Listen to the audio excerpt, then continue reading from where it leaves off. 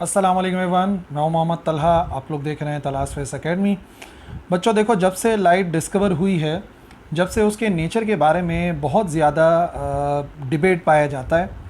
क्योंकि कुछ साइंटिस्ट या कुछ ग्रुप ऑफ साइंटिस्ट, जिसमें से स्पेशली न्यूटन की अगर बात की जाए, तो आइजैक न्यूटन का ये कहना था कि लाइट जो है वो कंपोस्ट करती है स्ट्रीम ऑफ कॉर्पस्क्यूल्स पे।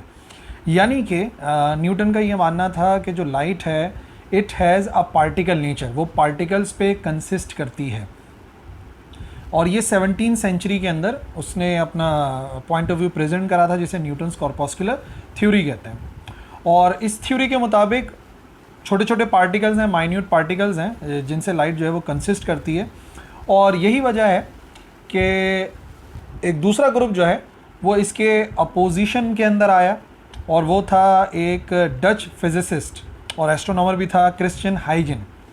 हाइगन का हमेशा से ये मानना था कि लाइट जो है वो एक काइंड ऑफ वेव है।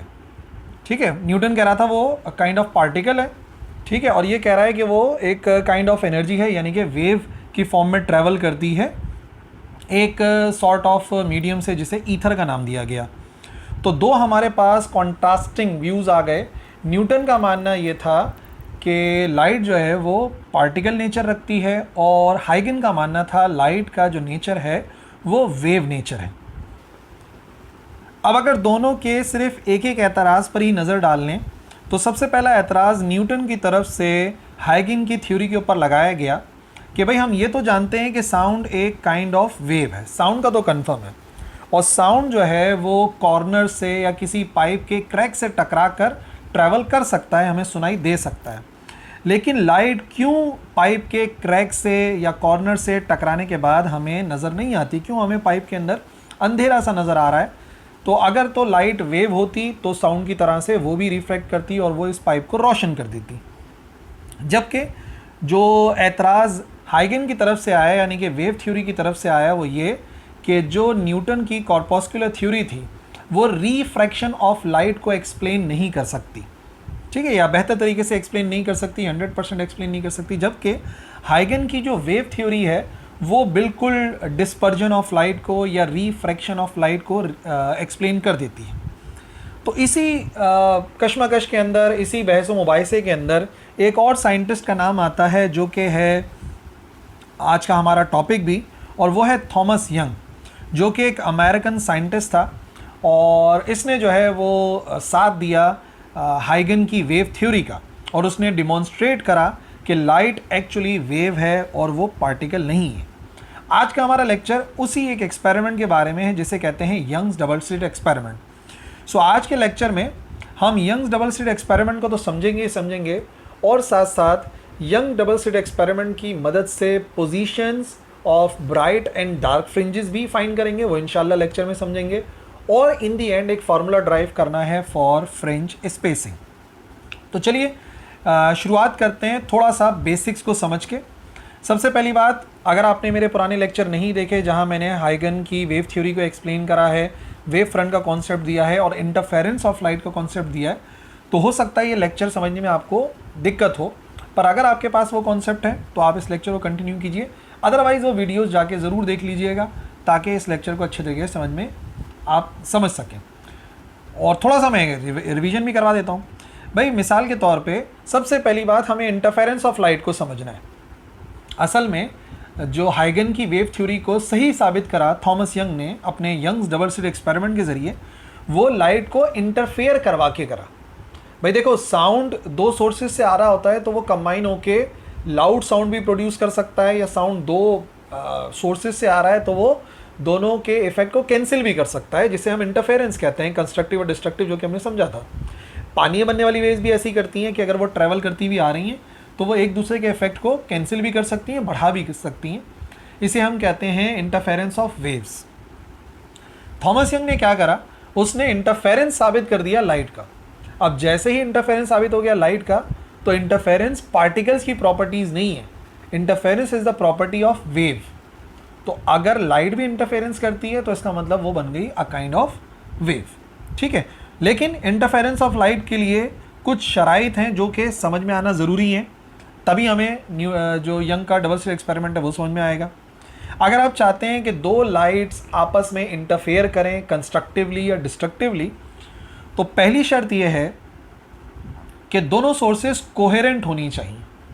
कोहेरेंट से मुराद जो दोनों सोर्सेज हैं उनकी फ्रीक्वेंसी बिल्कुल सेम होनी चाहिए। ठीक है, जिस फ्रीक्वेंसी के साथ एक सोर्स से लाइट इमिट हो रही हो उतनी ही फ्रीक्वेंसी के साथ दूसरी सोर्स से भी लाइट को इमिट होना चाहिए। तो पहली बात हो गई, फ्रीक्वेंसी का सेम होना ज़रूरी है, number of waves per unit time जिसे फ्रीक्वेंसी कहते हैं। दूसरी शर्त यह है कि दोनों वेव्स का मोनोक्रोमेटिक होना ज़रूरी है। मोनोक्रोम, मोनो कहते हैं वन, क्रोम कहते हैं कलर को। तो मोनोक्रोमेटिक का मतलब हैविंग द सेम कलर, या फिजिक्स की लैंग्वेज में कहें तो हैविंग द सेम वेवलेंथ। तो दो शराइत हो गई, एक तो ये होगी कि फ्रीक्वेंसी सेम होना ज़रूरी है, वेवलेंथ सेम होना ज़रूरी है, और तीसरी और बड़ी इंपॉर्टेंट शर्त ये है कि या तो वो हमेशा एक दूसरे के साथ फेज़ में हो, या फिर अगर उनके दरमियान में कोई फेज़ का डिफरेंस है तो वो कांस्टेंट रहना चाहिए फेज़ का डिफरेंस। अब फेज़ डिफरेंस से क्या मुराद है, इन फेज़ से क्या मुराद है? देखो, दोनों सोर्सेज क्रस्ट या ट्रफ को इमिट कर रही हूँ एक पर्टिकुलर इंटरवल के बाद। यानी मिसाल के तौर पे अगर मैं कह रहा हूँ कि दोनों फेज़ में है तो दोनों का पहला क्रस्ट एक साथ इमिट होता है, दोनों का पहला ट्रफ एक साथ इमिट होता है, दोनों सोर्सेज ऑफ लाइट का, क्योंकि दो सोर्सेज होंगी तो इंटरफेरेंस होगा ना। और अगर कांस्टेंट डिफरेंस है तो मिसाल के तौर पे एक का क्रस्ट और दूसरे का ट्रफ भी अगर इमिट हो रहा है तो इंटरवल सेम रहना चाहिए, उनका जो फेज़ डिफरेंस है वो एक जैसा रहे।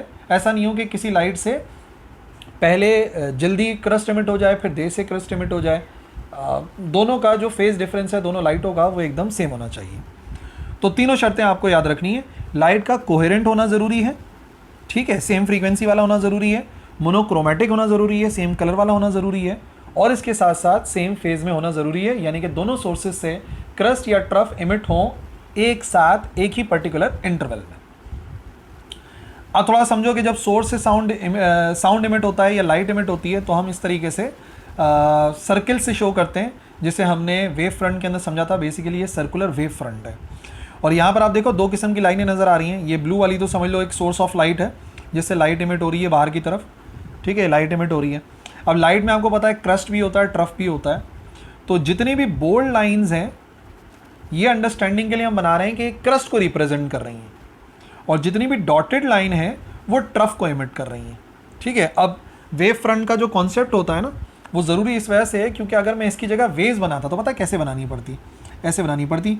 ये आता क्रस्ट, ये आता ट्रफ, ये आता क्रस्ट, ये आता ट्रफ, ये क्रस्ट, ये ट्रफ, ये क्रस्ट और ये ट्रफ। आखिरी वाला थोड़ा अजीब सा हो गया, लेकिन बहरहाल ये जो बोल्ड वाली लाइन्स हैं ये सारी वेव्स के क्रस्ट को रिप्रेजेंट करिए। अगर इधर से बनाओ ना, ये आ गया क्रस्ट, ये आ गया ट्रफ, ये आ गया crust, trough, crust, trough, crust और ये ट्रफ। तो इस तरीके से किसी भी सोर्स से लाइट बाहर निकल रही होती है तो इस तरीके से निकल रही होती है। तो जितनी भी बोल्ड लाइंस हैं वो समझ लो सारी वेव्स के क्रस्ट की पोजीशन को जाहिर कर रही हैं, जितनी भी डॉटेड लाइंस हैं वो सारे वेव्स के ट्रफ को शो कर रहे हैं। तो आप ये बात समझ जाइए कि क्रस्ट इमिट होगा, फिर ट्रफ होगा, फिर क्रस्ट होगा, फिर ट्रफ होगा, फिर क्रस्ट होगा, फिर ट्रफ होगा, ठीक है ना। ये हमने ऑलरेडी कवर करा था वेव फ्रंट वाले टॉपिक के अंदर। अब यंग ने क्या क्या अरेंजमेंट करी, सबसे पहले एक सोर्स ऑफ लाइट की ज़रूरत है और बताने की ज़रूरत नहीं है, मैं आपको शर्त बता चुका हूँ। ये मोनोक्रोमेटिक सोर्स ऑफ लाइट होनी चाहिए, यानी कि इसकी वेवलेंथ सिंगल वेवलेंथ होनी चाहिए, एक कलर की होनी चाहिए। फिर आगे हमने दो स्लिट्स बनाई। अब ये स्लिट्स क्या चीज़ होती हैं ये आपको समझ में आना बहुत ज़रूरी है। देखिए स्लिट से मुराद है बहुत ही छोटी सी ओपनिंग्स, ये एक ओपनिंग है और ये एक ओपनिंग है, इसे कहते हैं स्लिट। बहुत छोटी सी ओपनिंग होती है, जैसे मिसाल के तौर पे दरवाज़ा अगर मुकम्मल तौर पे बंद ना हो, हल्का सा भी एक अगर झिर्री कहते हैं जहाँ से रोशनी आ रही होगी तो वो एक्चुअली स्लिट कहलाएगा। स्लिट से मुराद ये है कि इतनी छोटी सी ओपनिंग जो कि कंपैरेबल हो लाइट की वेवलेंथ के, यानी कि बहुत कम हो, बहुत ही छोटी सी हो। इसकी एक मिसाल मैं बच्चों को हमेशा देता हूँ, लेकिन वो सब पे सेट नहीं बैठती, हो सकता है आप पे सेट बैठ जाए। आप अपनी हाथ को जो है ना बिल्कुल बंद करो, उंगलियों को, तो उंगलियों के दरमियान में आपको कुछ एक गैप नज़र आएगा। अपना हाथ बिल्कुल सीधा सा कर लोगे तो आपको अपनी उंगलियों के दरमियान में कुछ गैप नज़र आएगा, हल्का सा, छोटा सा, कुछ मिलीमीटर्स। एक्चुअली वही स्लिट है। स्लिट जो है बहुत छोटी सी ओपनिंग को कहते हैं, जो कि आप एक होल सपोज कर सकते हो, बहुत छोटा सा। और फिर उसने लगा दी सामने एक स्क्रीन। स्क्रीन क्या है? एक वाइट कलर की दीवार है, एक वाइट कलर का पेपर है, या एक वाइट कलर की चादर है जिसके ऊपर लाइट जो है वो हमें क्लियरली नज़र आनी चाहिए। अब इंटरफेरेंस आपको याद रखना है, दो किस्म का होता है, एक कंस्ट्रक्टिव इंटरफेरेंस होता है, एक होता है डिस्ट्रक्टिव इंटरफेरेंस। जहाँ पे दोनों वेव्स आपस में कंबाइन होकर एक बड़ी वेव बनाएं, या समझ लो लाइट की सूरत में दो लाइट्स कंबाइन होकर एक ब्राइट लाइट बनाएंगे तो वो कंस्ट्रक्टिव इंटरफेरेंस होगा। और अगर वो दोनों लाइट्स एक दूसरे के इफेक्ट को कैंसिल करेंगी और बहुत ही कम लाइट होगी या लाइट ज़ीरो हो जाएगी तो उसे डिस्ट्रक्टिव इंटरफेरेंस कहते हैं। और शराइत यह है कि क्रस्ट पे क्रस्ट लाई करता है तो कंस्ट्रक्टिव इंटरफेरेंस होता है, ट्रफ पे ट्रफ लाई करता है तो भी कंस्ट्रक्टिव इंटरफेरेंस होता है। लेकिन अगर क्रस्ट पे ट्रफ या ट्रफ पे क्रस्ट लाई करता है तो वो डिस्ट्रक्टिव इंटरफेरेंस होता है। ठीक है, ये हम पढ़ चुके हैं ऑलरेडी, बार बार कह रहा हूँ कि वो लेक्चर आप जाके देख लो, बल्कि मैं वो दोनों लेक्चर भी यहाँ पे डाल देता हूँ इसके कमेंट्स के अंदर या डिस्क्रिप्शन के अंदर, जाके देख लेना। अच्छा जी, अब मैं इस सोर्स से लाइट को इमिट कराता हूँ। इस सोर्स से जो है वो लाइट इमिट होगी तो आपको पता है क्रस्ट ट्रफ की फॉर्म में ये आ गया क्रस्ट ट्रफ क्रस्ट, फिर ये आ गया ट्रफ। ठीक है, अब आगे आप देखेंगे तो आपको दो स्लिट्स नज़र आ रही हैं, दो ओपनिंग नज़र आ रही हैं, जहाँ से जब लाइट बाहर निकलेगी तो लाइट दो हिस्सों में बाहर निकलेगी, बिल्कुल इसी तरीके से। तो अगर पहले स्लिट से निकल रही है तो क्रस्ट ट्रफ क्रस्ट और ये आ गया ट्रफ, फिर दूसरे से क्रस्ट ट्रफ क्रस्ट और फिर ये आ गया ट्रफ। ठीक है ना, ये क्रस्ट ट्रफ एक दूसरे को आपस में कोइंसाइड कर रहे हैं। ओवरऑल देखा जाए तो इस किस्म का एक मामला आपको नज़र आएगा। यहाँ से वेव्स आ गई सारी और फिर यहाँ से जब बाहर निकलेगी दो हिस्सों में निकलेगी। अब यहाँ पे बहुत सारे पॉइंट्स हैं जहाँ पर ये वेव्स एक दूसरे को ओवरलैप कर रही हैं, जहाँ पे इंटरफेरेंस होगा। आपको यहाँ पे ओवरलैप करती हुई नज़र आ रही हैं, यहाँ पे ओवरलैप, इधर ओवरलैप करती हुई नज़र आ रही हैं, इधर ओवरलैप कर रही हैं, इधर इधर, ये सब वो पॉइंट्स हैं जहाँ पर वेव जो है वो एक दूसरे को ओवरलैप कर रही हैं। और याद रखो क्रस्ट पे क्रस्ट आएगा, यानी बोल्ड लाइन के ऊपर बोल्ड लाइन आएगी तो कंस्ट्रक्टिव इंटरफेरेंस होगा, ब्राइट रोशनी मिलेगी हमें। और अगर ट्रफ पे ट्रफ आएगा, डॉटेड लाइन पे डॉटेड लाइन आएगी, तब भी कंस्ट्रक्टिव इंटरफेरेंस होगा, ब्राइट लाइट मिलेगी। लेकिन अगर इस बोल्ड लाइन को क्रॉस करेगी कोई डॉटेड लाइन, यानी क्रस्ट पे ट्रफ या ट्रफ पे क्रस्ट आता है तो डिस्ट्रक्टिव इंटरफेरेंस होता है, यानी कि लाइट या तो मिलती नहीं है या तो बहुत ही हल्की लाइट मिलेगी, वहाँ पे डिस्ट्रक्टिव इंटरफेरेंस होगा। अब इन तमाम पॉइंट्स में से पहले पॉइंट को देखते हैं। आप इस पॉइंट को देखो, यहाँ पे जो इंटरफेरेंस हो रहा है तो आप देख रहे हो इसका ट्रफ इसके ट्रफ पे लाई कर रहा है। और अगर इसकी सीध में आप एक और पॉइंट देखो यहाँ पर तो क्रस्ट पे क्रस्ट लाई कर रहा है।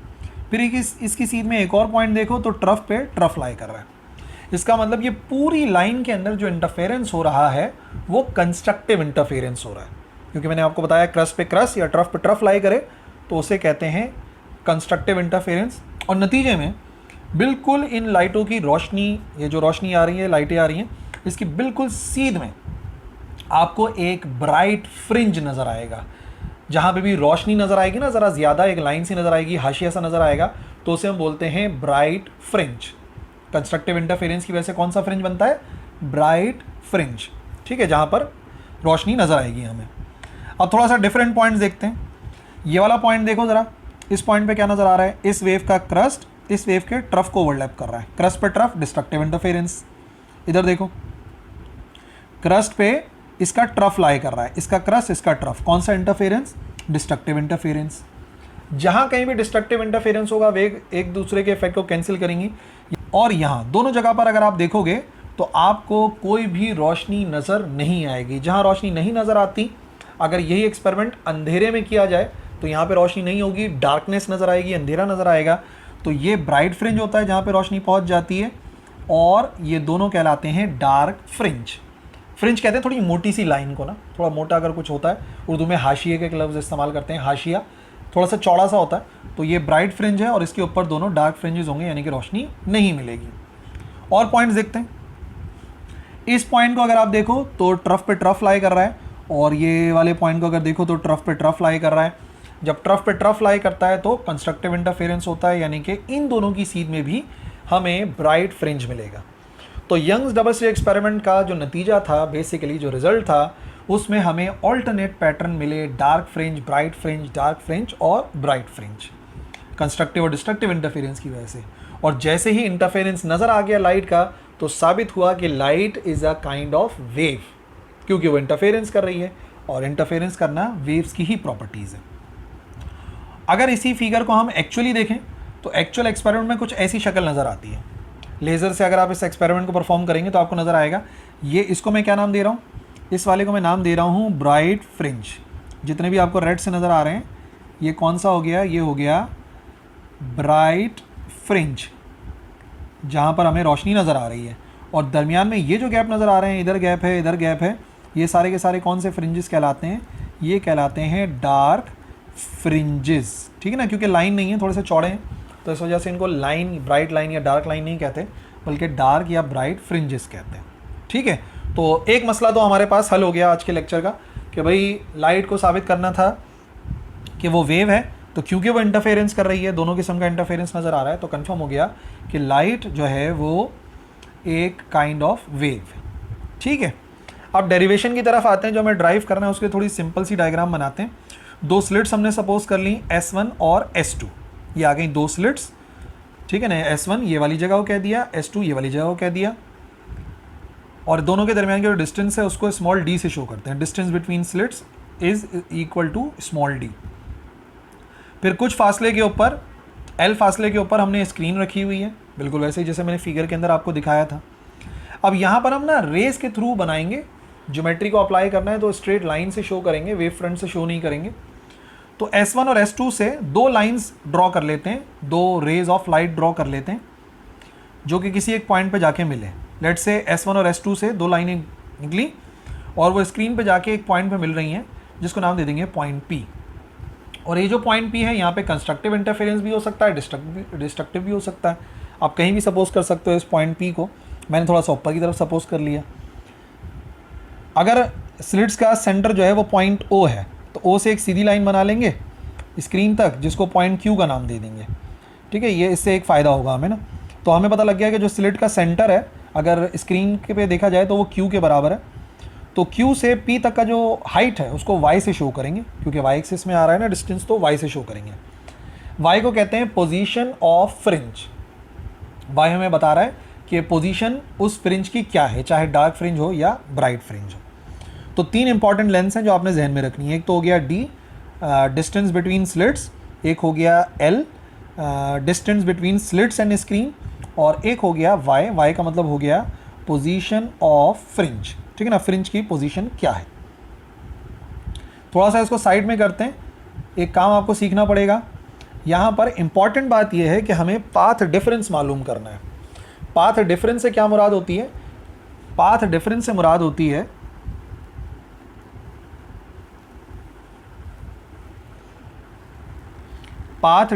मुराद होती है दो जो रेज है ना उनके दरमियान का जो डिफरेंस है वो कितना है, कौन सी रे ने ज़्यादा फासला तय किया हुआ है, कौन सी रे ने कम फासला तय करा हुआ है।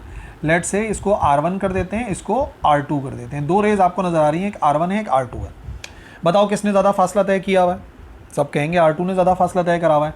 इसका मतलब पाथ डिफरेंस बराबर हो सकता है R2 माइनस R1 के बराबर, ठीक है। अब ये R2 माइनस R1 कैसे मालूम करेंगे, वो हमारा काम है जो कि ज्योमेट्री के ज़रिए करना पड़ेगा हमें।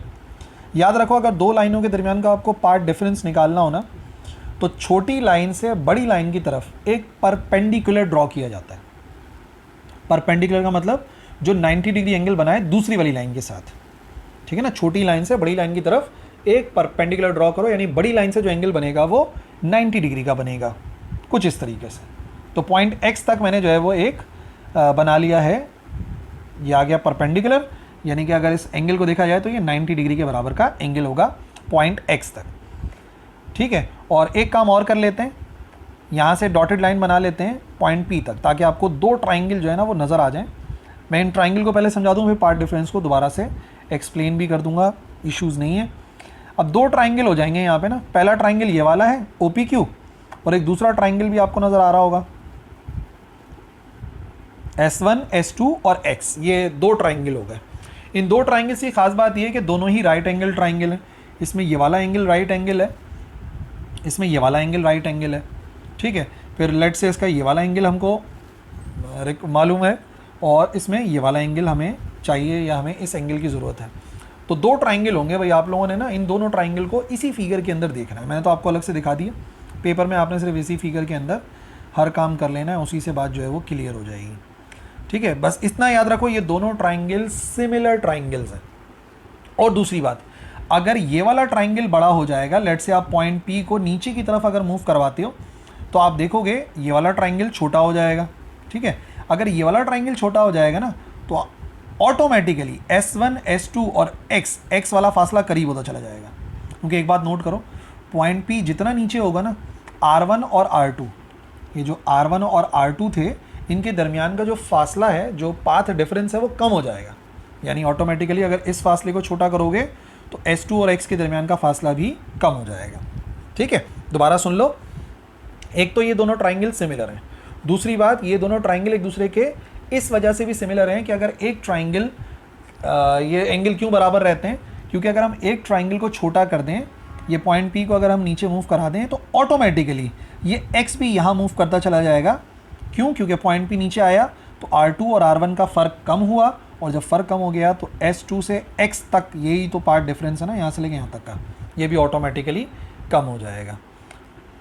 ठीक है, तो डेरिवेशन बिल्कुल शुरू से शुरू करते हैं। सबसे पहले तो मुझे निकालना पड़ेगा, देखो भाई, पाथ डिफरेंस। बिना पाथ डिफरेंस के तो काम चलेगा नहीं। सबसे पहले हमें पाथ डिफरेंस निकालना है। पाथ डिफरेंस कैसे आएगा? ये R1 है, ये R2 है, तो बेसिकली देखा जाए तो R2 में से माइनस करना पड़ेगा आपको R1 को, जो कि हमने परपेंडिकुलर ड्रॉ करके किया, तो मुझे फ़र्क पता लग गया। भाई देखो, अगर मैं इस फासले को निकाल दूँ ना, S2 से X वाले फासले को निकाल दूँ, तो R1 और R2 बराबर हो जाएंगे। नज़र आ रहे हैं? तो पार्ट डिफरेंस निकालने का तरीक़ाकार यही था ना, छोटे से बड़े रे की तरफ एक परपेंडिकुलर ड्रॉ करा, तो ये दोनों के दरमियान का फ़र्क अलग हो गया। फ़र्क है S2 से लेके X तक का, यानी कि जो डिफरेंस है वो S2 से लेके X तक का फासला हो गया, और यही फासला बेसिकली क्या कहलाएगा? पार्ट डिफरेंस कहलाएगा, जिसकी वैल्यू हम इस ट्राइंगल के ज़रिए बाकायदा भी निकालेंगे। लेट्स से ये वाला एंगल थीटा हो गया। छोटे वाले ट्राइंगल को देखो ज़रा और से। इन ट्राइंगल का नाम है S1 S2 X। S1 X2 और X एक ट्राइंगल है। यहाँ से एक काम करो ज़रा, साइन थीटा की वैल्यू को कैलकुलेट करो। साइन थीटा वैसे बराबर होता है किसके? Perpendicular upon hypotenuse. परपेंडिकुलर कौन सी साइड होती है? परपेंडिकुलर होती है थीटा के सामने वाली साइड। थीटा के सामने वाली साइड यानी S2 से लेके X वाली साइड बेसिकली परपेंडिकुलर है, और 90 डिग्री के सामने वाली जो साइड होती है वो हाइपोटेन्यूज होती है। यानी S1 से लेके S2 तक का जो डिस्टेंस है वो बेसिकली हाइपोटेन्यूज है। S2 से X तक तो बहरहाल हमने अभी इसकी वैल्यू ही निकालनी है ताकि उसको इक्वेशन 1 में पुट कर सकें।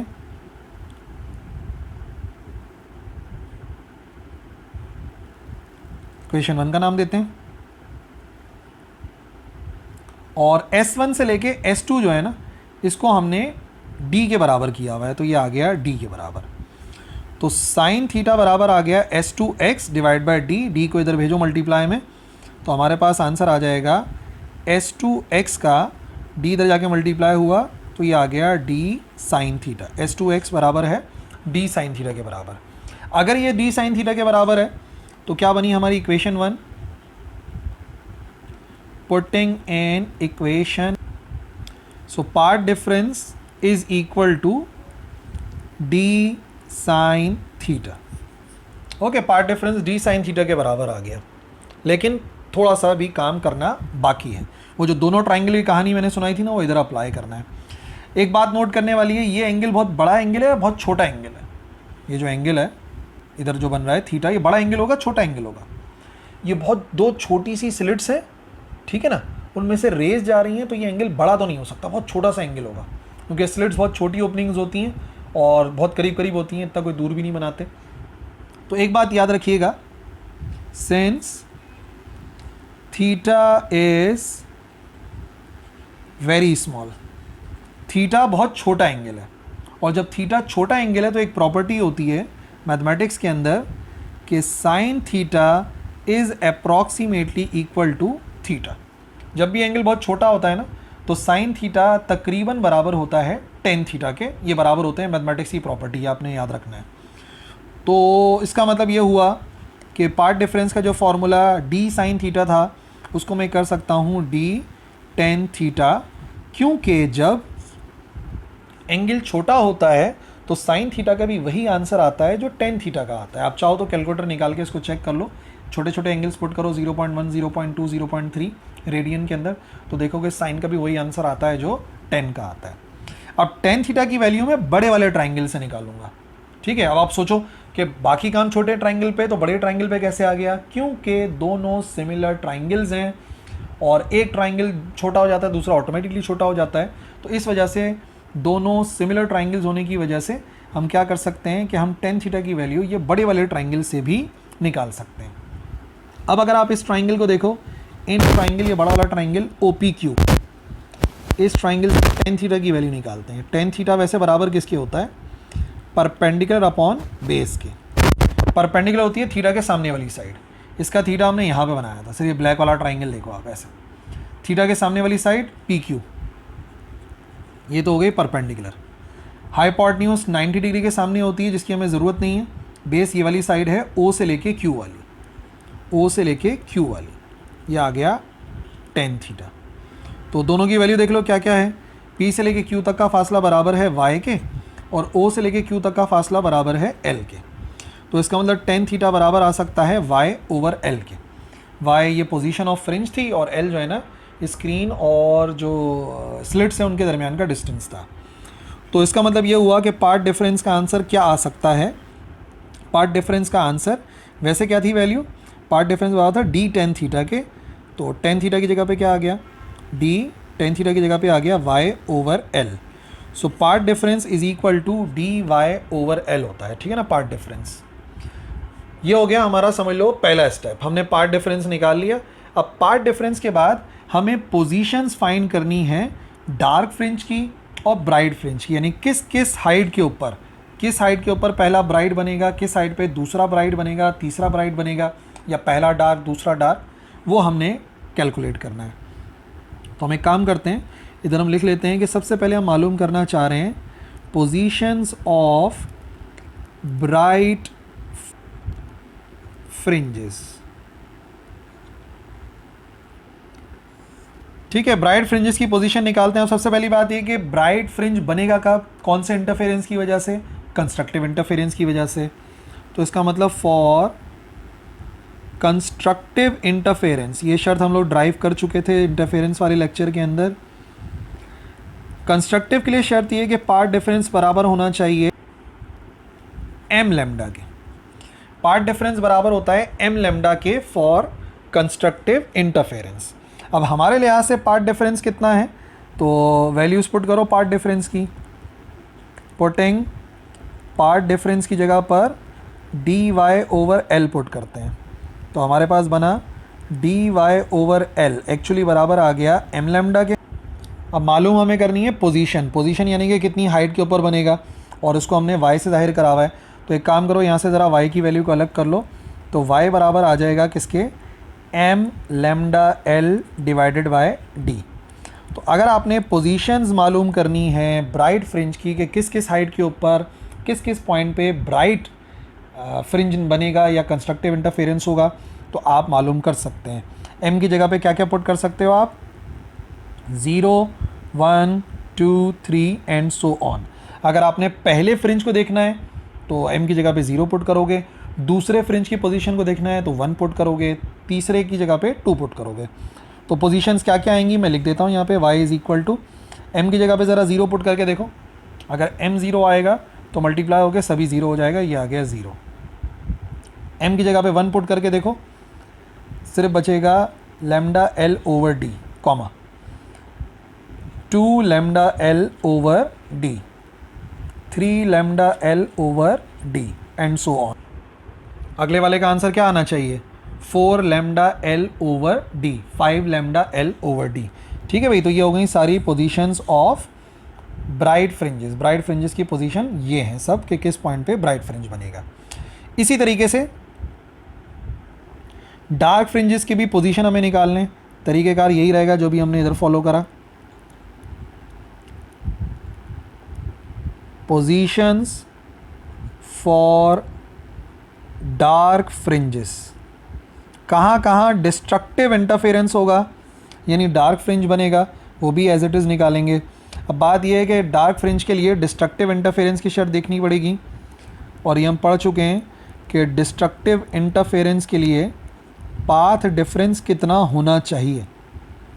डिस्ट्रक्टिव इंटरफेरेंस के लिए पाथ डिफरेंस बराबर होना चाहिए m plus half of lambda के, सही ना, m प्लस हाफ लैम्डा के बराबर होना चाहिए। अब अपनी वैल्यू पुट करते हैं पार्ट डिफरेंस की। हमारी वैल्यू क्या थी पार्ट डिफरेंस की, जो एक्चुअल फार्मूला निकाला? पार्ट डिफरेंस बराबर है डी वाई ओवर एल के। तो इसका मतलब फॉर्मूला बना डी वाई ओवर एल बराबर आ गया m plus half multiply by lambda, और उसी तरीके से हमें तो पोजीशन चाहिए तो y की वैल्यू को अलग करना पड़ेगा। y बराबर आएगा m प्लस हाफ, साथ में आ जाएगा lambda l over D multiply हो रहा था जाके डिवाइड हो गया। इस फॉर्मूले से हम पोजीशन निकाल सकते हैं डार्क फ्रिंजेस की, कि डार्क फ्रिंजेस कहाँ कहाँ बनेंगे। तो क्या क्या हो सकता है, m की जगह पे आपने 0 पुट करके देखना है, 2 पुट करके देखना है, 3 पुट करके देखना है। तो पुट करते हैं, y बराबर आएगा, अगर m की जगह पे 0 पुट कर देता हूँ तो देखो 0 ख़त्म हो जाएगा, 1 प्लस रहेगा, 1/2 रहेगा। इसका मतलब ये बन सकता है लेमडा l ओवर 2d से मल्टीप्लाई होकर 2d बनाएगा। यह है position of first dark fringe. पहला डार्क फ्रिंज कहाँ पर बनेगा, दूसरा कहाँ पे बनेगा, तो m की जगह पे आपको 1 पुट करना है। m की जगह 1 पुट करोगे तो 1 प्लस हाफ आएगा। अच्छा 1 प्लस हाफ कितना होता है, एक और आधा कितना होता है, 1.5। एलसीएम लेके करोगे तो ये बराबर आ जाएगा 3/2 के। 2 1 ज़ा 2 और 2 में 1 प्लस कर देंगे 3 आ जाएगा, 3/2 हो जाएगा। तो 3 ऊपर आएगा और 2 डी के साथ ही आएगा। फिर अगर m की जगह पे 2 पुट करते हैं तो ये आ जाएगा 2 प्लस हाफ, 2.5 हो जाएगा। या 2.5 को हम क्या लिखेंगे, 2 2 ज़ा 4, 4 प्लस 1 5/2। तो इसको लिख सकते हैं 5 लेमडा l ओवर 2d। बस मेरे ख्याल से अब तो पैटर्न पहचान ही जाओगे। 1 lambda l over 2d, 3 lambda l over 2d, 5 lambda l over 2d। तो बताओ अगला क्या होगा, 7 लेमडा ओवर 2d। ठीक है, यानी सिर्फ ऑड नंबर्स आते हैं इसके अंदर। ये आ गई पोजीशंस फॉर डार्क फ्रिंजेस। ठीक है जी, अब आ जाओ आखिरी काम की तरफ। जब पोजीशन निकाल ली आपने, कहाँ ब्राइट बनेगा कहाँ डार्क बनेगा, तो आखिरी काम ये है कि हमें फ्रिंज स्पेसिंग के लिए फॉर्मूला निकालना है। फ्रिंज स्पेसिंग से क्या मुराद है, फ्रिंज स्पेसिंग से मुराद है 2 लगातार ब्राइट या 2 लगातार डार्क फ्रिंजेस के दरमियान का डिस्टेंस। फ्रिंज स्पेसिंग से मुराद है डिस्टेंस बिटवीन 2 कंसेक्यूटिव ब्राइट और डार्क फ्रिंजेस, ब्राइट और डार्क फ्रिंजेस। ठीक है, तो अब कोई से भी दो, या तो आप ब्राइट के लिए सॉल्व कर लो इस क्वेश्चन को या डार्क के लिए सॉल्व कर लो, दोनों सूरतों में आंसर इक्वली आना है।